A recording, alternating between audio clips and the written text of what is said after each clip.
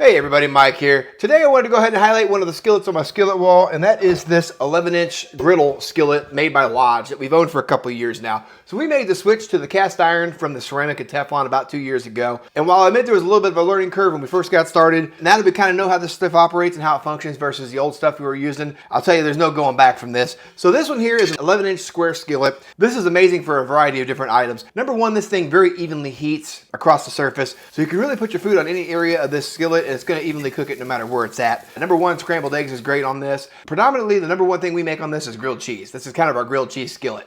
Now this is also good for bacon, and we do hamburgers on this thing as well from time to time, especially if my wife's got more than one skillet on the stove at once. She'll grab this and kind of make it multi-purpose, depending on how many burgers we need to make that night. But bar none, this is an amazing skillet. We're really glad we made the switch. As far as the maintenance goes on this thing, the easiest way to keep this thing clean is to grab one of these little chainmail rags like you see here, run this thing in the sink under some warm water, and then just kind of lightly scrape the area. If you've got stubborn foods that aren't coming off this thing with just water alone, kind of dry this thing off, let it air dry for a second, and then maybe splash a coat of oil over the top of this thing before you stir it again, and you're good to go. If you're just getting started in the world of cast iron skillets, this is definitely one of the great ones to pick up, especially if you're just getting started. If you've already got a couple of the skillets that you see behind me here on the wall and you haven't have a griddle yet, consider checking this one out. This is a great addition and probably one of the most used ones we've got on the wall here. That's all I've got for you today, guys. I appreciate you watching.